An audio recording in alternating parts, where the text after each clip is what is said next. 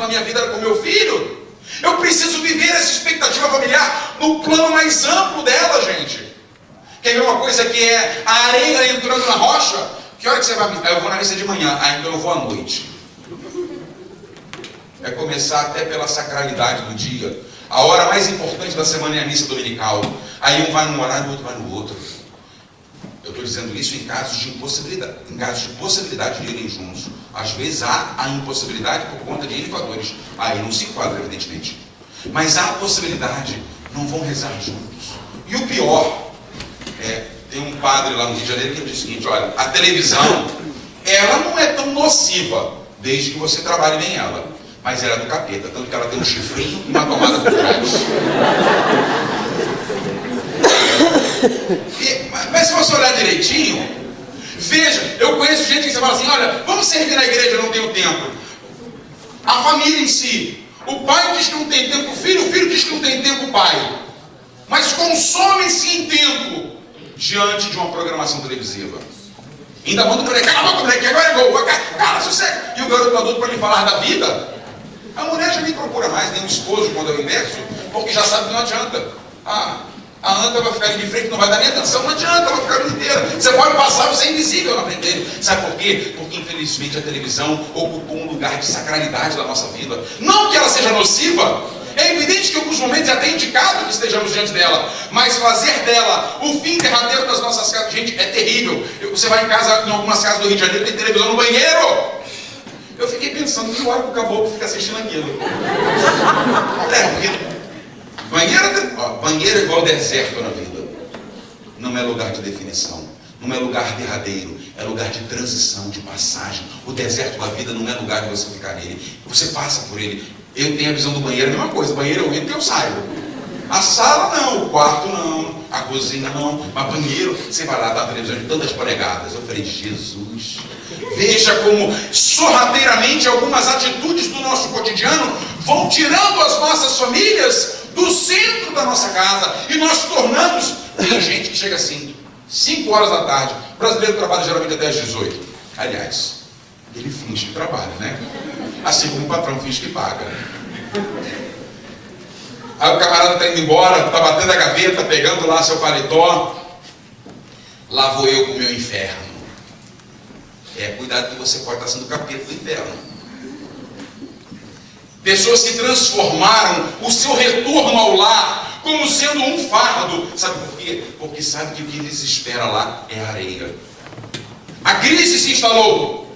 A crise foi sendo colocada. E saiba, tem alguém interessado em colocar essa areia na sua casa, em tirar a beleza da sua casa, em tirar a santidade, a sacralidade da sua casa. E às vezes esse mundo voraz, agressivo, vai colocando em nós valores que, sem perceber, a gente vai dando vazão para a areia. Conta a história que tinha uma mãe segurando um bebezinho numa porta de uma caverna, você conhece? E a mulher, de repente, vivendo um momento de muita necessidade, ela, chorando ali com seu filho a dor de um momento difícil, da porta da caverna surgiu uma voz: vou abrir a porta, tudo que você tirar daqui de dentro é seu, mas quando a porta se fechar, quem estiver fora não sai, quem estiver dentro não entra, tudo que você tirou é seu, você não devolve. Beleza. A mulher viu aquela coisa brilhando ali. Rapaz, a pior coisa que tem é curioso. Eu já vi gente quase morrer de curiosidade. É igual o camarada que viu um acidente lá na rodovia Presidente Dutra, e curioso para ver acidente lá. Como tem curioso ver acidente? Aí saiu gritando: deixa eu ver, ninguém deixava ele passar. Ele: não, eu sou parente da vítima. E saía circular no jumento atropelado. A curiosidade mata. Cuidado para você não ser curioso. Curiosidade na juventude, então. Aí a mulher, vendo abrir a caverna, ela viu que lá dentro tinha muita preciosidade, muito ouro, muita prata, objetos. E ela falou assim: nossa, tudo que eu tirar daí de dentro é meu. Mas pega o menino enquanto você não tudo e corre lá para dentro, bota na camisa e joga lá para fora e vai. E de repente ela escuta a voz: faltam 5 minutos. A mulher começou a correr mais ainda, jogou tudo lá para fora e foi tirando tudo que ela podia daquela caverna porque era dela. E faltam 2 minutos e ela mais aceleradamente foi tirando. 1 minuto, ela já estava exausta, mas ela foi lá, vento puxava, arrancava, e quando ela olhou lá para fora, estava aquela montanha de bens preciosos. 30 segundos, ela, não aguento mais. 5, 4, 3, fechou a porta, ela olhou para um monte de preciosidades. Tudo meu, acabaram os seus problemas. Quando ela foi falar com o filho, meu, está lá dentro. Ela queria arrombar aquela porta. Eu devolvo tudo. Tudo é seu, eu não quero mais. Só me devolva meu filho. Me devolva meu filho. E o silêncio foi a resposta encontrada. Aquela mulher desesperada, com todas as riquezas, com todas as possibilidades da rocha, aliás, da areia, tinha perdido o que a rocha lhe tinha proporcionado. Eu conheço muitas famílias deprimidas, riquíssimas, sem problemas aparentes, onde você pergunta, onde está o problema? Sabe por quê? Porque quando nós perdemos a nossa lupa, que aumenta, que amplia a nossa visão espiritual, para saber o que realmente tem valor na nossa vida, a crise começa a se instalar, a areia começa a aparecer, o engano, gente, se tem algo, é impressionante, eu acho, vocês me perdoam se eu falar isso, eu acho que o diabo, ele teve uma unhazinha em Minas Gerais. Vou explicar, calma, não fica triste. Como é que começou o diálogo entre Eva e a serpente? Eu vou dizer com a minha entonação, com a minha interpretação. Você não é obrigado a acreditar, mas a pergunta é essa. É verdade? Você já viu 2 mulheres conversando? Menina, é verdade que... Não é? Lá no Rio de Janeiro é assim. A primeira tática para o engano é a abertura do diálogo. Por isso é que com o mal nós não negociamos. Se eu dou razão para uma abertura inicial no diálogo, ele vai estender a conversa. Por isso é que a igreja fala sobre o mal. Eu renuncio. Com o mal não há diálogo, gente. Vou fazer um parênteses aqui. Eu tenho um conhecido, uma pessoa que me procurou e disse: Diácono, você sabe como é que começou o meu adultério? Meu adultério começou com essa mulher elogiando a minha mulher. Nossa, você sempre vem arrumado para o trabalho, camisa bem passada, sua mulher deve cuidar bem de você, hein? Nossa, ela deve ser muito bacana. Aprenda uma coisa, o engano sempre virá com uma aparência de beleza. A crise, ela nunca... Eu estava dizendo isso para os jovens aqui logo no dia que cheguei. O capeta não vai aparecer com um caldeirão, um tridente na mão, o troço pegando fogo e dizendo: vamos dar a volta comigo, bonitão. Não vai, filho. Ele vai se travestir. Ele sabe fazer isso desde o princípio, de apresentar soluções rápidas. Por isso é que eu não gosto de coisa rápida. A fé não é instantânea. Deus pode fazer agora? Pode. Mas a pedagogia celestial é de um processo na nossa vida. Deus pode realizar agora? Pode, porque Ele pode todas as coisas. Mas na pedagogia das Escrituras, tudo aconteceu através de um processo, um caminhar de vida. Assim é o ordinário de Deus. O extraordinário pertence a Ele e não a nós. Veja, quantos de nós fazemos a mesma coisa que Eva? O capeta chegou: é verdade que Deus disse? Quando ele faz uma pergunta, tudo que ele quer, sabe o que é? Uma resposta. Mas na verdade não é uma resposta que o mal quer, que a crise quer, que a areia quer. O que o mal quer é a possibilidade da comunicação sua, minha, com ele. E veja, se tem coisa que o capeta sabe fazer, é pergunta, gente. E ele começou a desdobrar uma pergunta em várias outras, só para manter a nossa atenção nele. Tudo que ele quer é a proximidade. Tudo que ele quer é que a gente ache que aquilo que ele tem é a resposta correta. E Eva foi dando razão, pelo menos no sentido de abertura.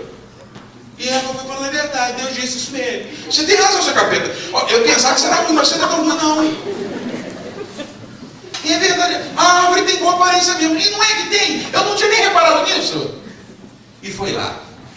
Sabe por quê? Porque é próprio do mal. Quando ele vê a rocha, quando ele vê em Cristo a família, é próprio dele. Ele não quer dar uma rasteira de uma vez, não. Por isso que eu brinquei lá com o mineiro. Ele vai devagarinho. Ele vai lá no momento, dizia isso aqui no grupo de oração, vale a pena retomar. Quando que Jesus foi tentado no deserto? O capeta chegou lá no primeiro dia, viu Jesus de pé, rezando. Ih, nem adianta agora. Agora ele está no óleo. Agora ele está pegando fogo no espírito, não adianta. Ele foi no terceiro dia e continua rezando. Mas quando ele chegou num dia que Jesus teve o quê? Fome. O diabo, São Pedro bem traduziu, é como um leão rugindo, buscando a quem devorar. Ele sabe o momento oportuno, ele sabe a hora certa. Tá vendo aí, ó, você está sustentando essa casa com tanto sacrifício, olha como é que a tua mulher está te tratando. Aí, tá vendo, filho? Olha aí, ó. Olha para os teus amigos aí fora, ó. Olha como é que eles estão vivendo, olha como é que teu pai, com a ausência dele, achando que você é um objeto, olha como é que ele te trata. O diabo chega na hora certa, no momento, ele sabe dar o bote certo. Ele sabe o momento oportuno para apresentar o engano, aquilo que é letal, aquilo que é mortífero dentro de uma casa, dentro de uma família, dentro de uma vida conjugal. Ele sabe a hora. Se ele pegar você indo para a missa todo domingo, se ele pegar você, ele vai estar perto, mas ele sabe que naquele momento você está fortalecido. Agora, quando você der a brecha, ele vem e chega. Ele tem paciência. A areia, a crise, ela tem paciência para chegar dentro da nossa casa, gente. Não tem pressa. Qual é a nossa atitude? Qual deve ser a minha e a sua atitude diante desse tema? E aqui a gente faz esse pano de fundo do nosso retiro. Crise ou Cristo? Qual deve ser a minha atitude? Atitude evangélica, cristã, bíblica. Orai e vigiai. Nós precisamos ser sentinelas da nossa casa. Tem marido? Não aqui em Denver, mas nem em Bridgeport. Sei que tem um. Mas lá no Rio de Janeiro, tem uns maridos que o cara pagou todas as contas, chegou dia 10, não tem uma conta para pagar. Abre a geladeira, está cheinha, o camarada senta na mesa da sala e fala assim: já cumpri com a minha obrigação, já fiz a minha parte de homem. Meu filho, a maior provisão que um homem pode levar para dentro de casa é Deus, e não o sustento material, mas o sustento espiritual. Uma casa que tem um homem na rocha, uma casa que tem um homem que reza, uma casa que tem filhos que veem seu pai rezando, que pega seu pai na vida e mexe com a Bíblia aberta, com o texto na mão, estou indo para a igreja. Filhos que enxergam isso, a saúde emocional dessas crianças e desses jovens. E olha, hoje a maior dificuldade nossa lá no Brasil não é saúde física, é emocional, porque a maioria das doenças que entraram nas nossas vidas são psicossomáticas, são doenças emocionais, são crises, pânico, medo, depressão, ansiedade, angústia, sufocamento, tudo por causa de um estresse vivido dentro de casa. Eu e você precisamos entender, a maior provisão que nós podemos levar para a nossa casa, ela é espiritual, porque quem busca o reino de Deus e a sua justiça, Deus vai colocando o acréscimo da sua devida forma. Deus vai colocando o acréscimo à medida das nossas necessidades. Agora, quando nós queremos levar o acréscimo sem Deus, grande é a ruína, segundo esse texto do Evangelho. Pergunta para você responder agora, no silêncio do teu coração, sem que ninguém saiba, hoje, olhando para dentro da sua casa, mas olhando a partir dos seus olhos. Não é olhar para... Pô, já tu não sabe a encrenca que eu tenho lá em casa, ela dá trabalho, ou o inverso. Não, não é isso. Olhando para você, com os teus olhos, com o que você está vivendo nesse ano, que terminou em tão poucos dias desse que está começando. A areia chegou perto, a areia está sufocando. Há algo sublime no Evangelho. Deus sempre nos dá uma nova chance. Sabe o que me encanta na vida com Deus familiar? O que você entende por recomeçar? Vai lá, pensa aí 2 segundos e me traduza, nem que seja como Aurélio, o que é recomeço para você.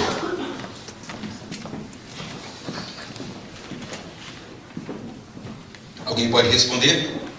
O que é recomeçar? Começar de novo, tentar de novo. Mais alguém? Abrir os olhos. Abrir os olhos, vamos lá. Alguém do lado de cá? Pode falar. Retomar alguma coisa que você parou. Retomar algo que você parou. Eu vou usar um princípio bíblico para dizer para você o que é recomeço na vida familiar. Para Deus, recomeçar é começar tudo de novo. Só que há um detalhe, vírgula, como se nada tivesse acontecido antes. Isso altera o recomeço.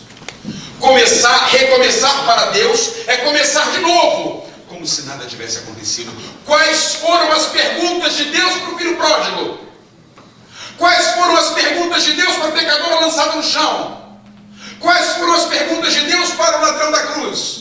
Recomeçar é começar de novo, esquecendo o combustível do passado, fazendo do passado o lugar devido dele. Se houve glórias, se houve vitórias, que ele nos estimule, mas se existiram dores, se a areia chegou pelo passado, ela não vai influenciar o meu recomeço. O mais triste dos atendimentos que eu faço com casais, e não são poucos, é que eles querem recomeçar, querem trazer a família para a rocha de novo, querem trazer a família para o Senhor de novo, mas o combustível da vinda é um passado. Diácono, eu não consigo. A gente vai falar um pouco sobre reconciliação e perdão em um outro momento, mas eu não consigo vir para o novo sem trazer o velho. A minha resposta é sempre a mesma: vai cantar aquela música então, né? Panela velha é que faz comida boa. Vai lá, fica com o que é velho, porque para recomeçar, esse recomeço, esse sair da crise, esse entrar em Cristo para Deus, é começar, mas com um olhar diferente do passado. Se o combustível do recomeço for a acusação, e repare, se tem algo que o capeta é expert, PhD, tem uma faculdade construída, é no passado do ser humano. Me apresente uma passagem da Bíblia onde Deus ficou apontando o passado de alguém. Pedrão, eu te vi esquentando a mão lá com a criada, hein? Eu aqui padecendo um suplício medonho e tu estava lá no passado, hein, Pedro? Ele falou isso? Pedro, tu me amas. Isso é sublime, gente. Isso é sublime. A única vez que Deus, através de uma palavra de sabedoria, tocou no passado de alguém foi com a mulher de João, capítulo 4, da Samaritana. Mas mesmo assim ele não acusou, ele disse: disseste bem, tu tiveste 5 maridos. A finalidade era outra. O que tens agora não é teu. Importa recomeçar, mas não é para nós. E essa mulher recomeçou. Se há algo que o capeta sabe bem utilizar, é o combustível dos erros do passado. Lá em casa a gente tem uma palavra que ela é proibida. Não proibida com aquela plaquinha que está ali do cigarro, ó. Tem uma plaquinha ali, né? Proibido, né? Não, aquela dali. Mas a gente evita.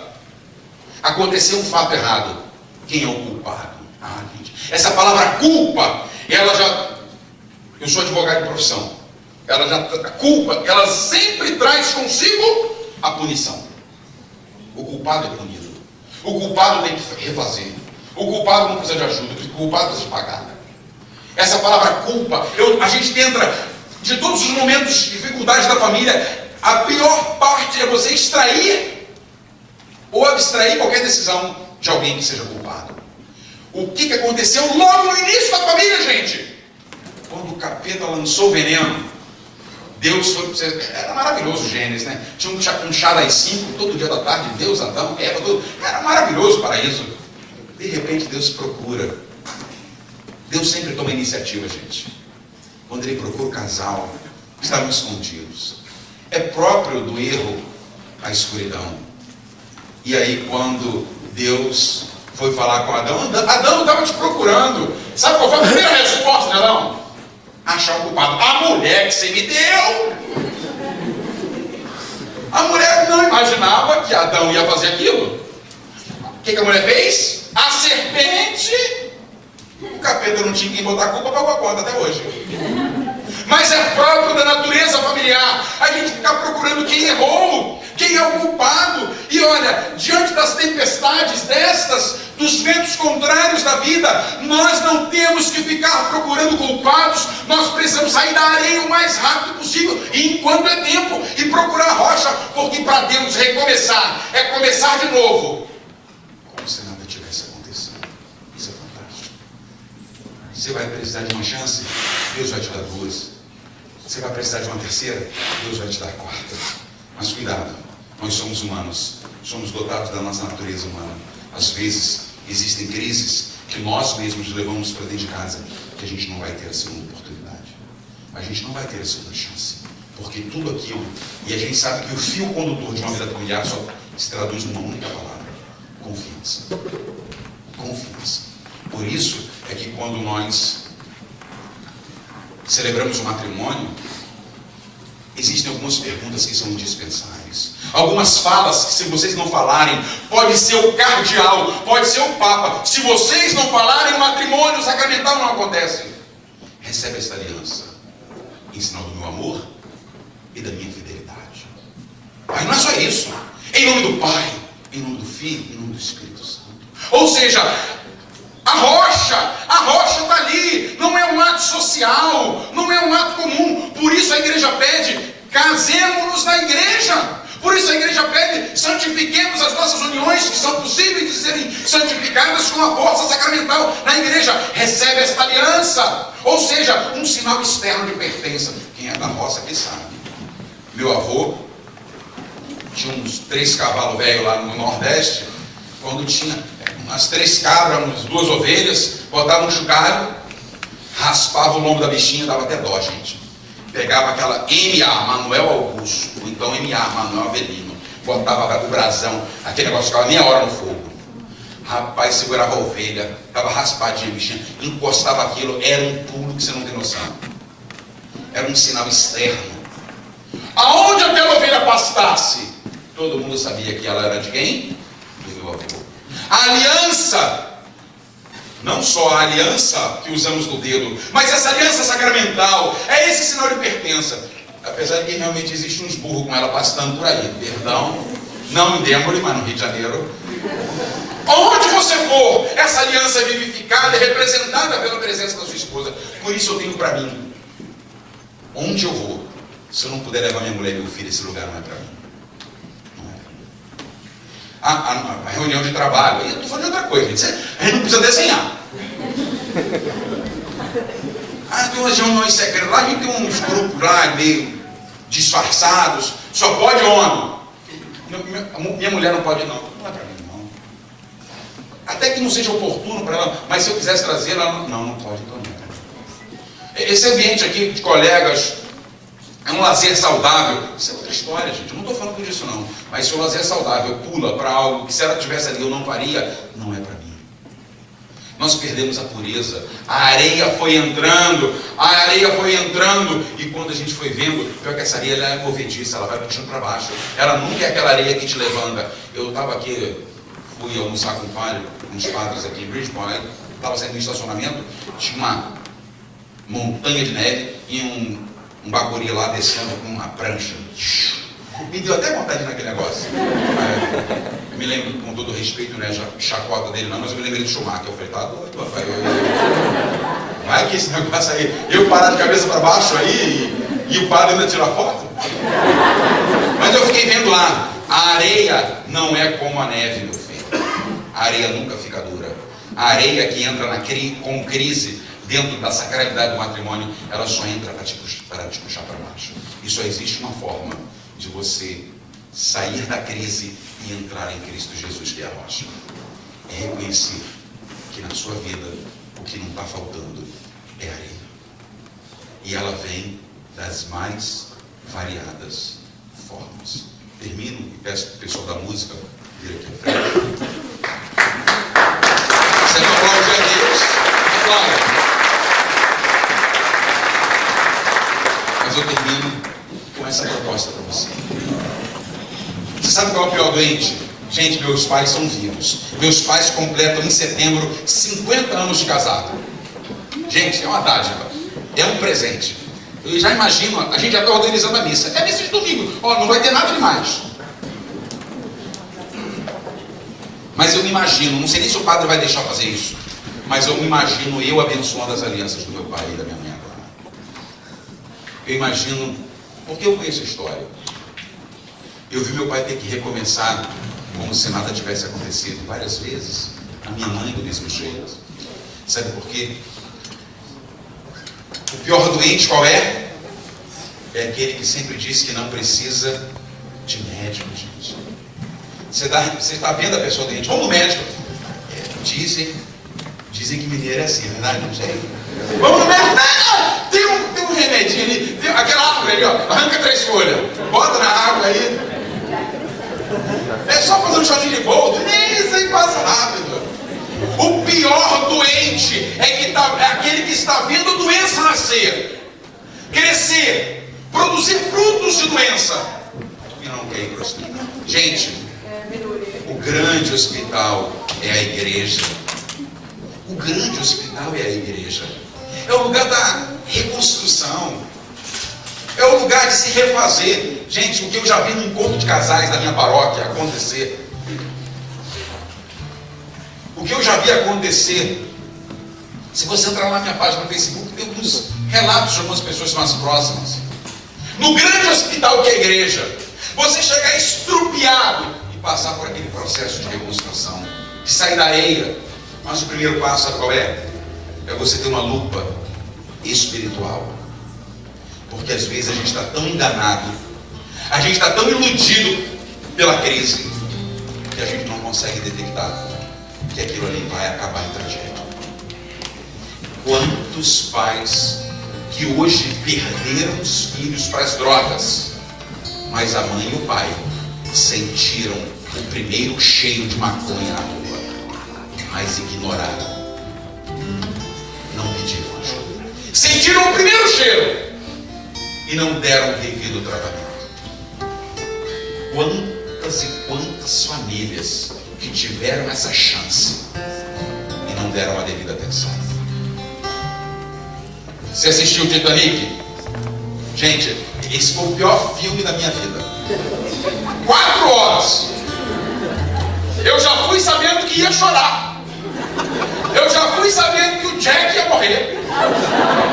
E eu sabia que o trem ia afundar. O que eu fui fazer naquele negócio? De repente começa.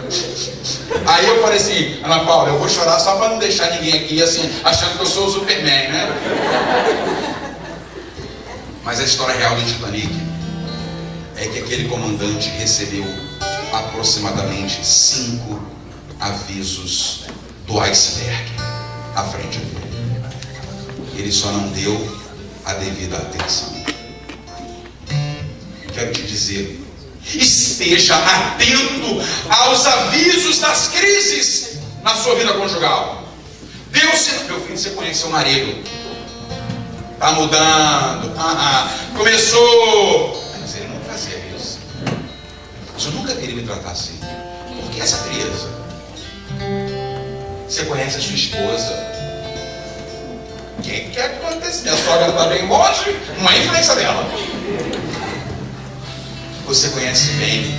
Quando a gente não dá a devida atenção aos sinais. Não, isso é um ventinho que passa, já melhora. Ou então, isso é frescura. Isso com os filhos é uma tragédia, porque quando você não dá atenção para eles, lá no Rio de Janeiro eu tenho certeza, vão sentar no colo de traficantes, porque não tiveram colo dentro de casa. Uma das maiores tragédias, a gente vai ver isso mais tarde, é quando a mulher partilha toda a dor familiar com amigas, mas não partilha dentro de casa. Esteja atento aos sinais. Indicou a possibilidade da crise, dê o tratamento logo. Seja preventivo e não reativo.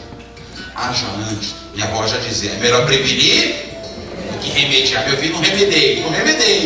Previna. Parece que eu estou escutando aquela velhinha dizendo isso. Não deixe acontecer na sua vida familiar. Eu quero dizer, tem esse termômetro. Se lá no Titanic o camarada deixou a tragédia crescer, porque não quis dar a devida atenção aos sinais, a nossa vida também é uma travessia. A vida familiar, ela vai terminar um dia. E eu desejo tanto que a sua vida matrimonial termine como terminou dos meus avós, à beira de uma sepultura. Meu avô tirando o anel e dizendo, Enedina, um dia eu disse, lá, até que a morte separe. Só ela teve a força de separação, mais não. Nenhuma crise teve o poder que só essa hora, e a igreja nos ensina, até que a morte nos separe. que a gente possa ter essa visão espiritual nesse momento de abertura do nosso encontro. Feche os seus olhos um instante agora. Acomode-se aí o melhor possível nessa cena. Sentados, vamos rezar com a canção. Restaura nossa casa, Senhor. Restaura nossa casa. Restaura nossa casa, Senhor.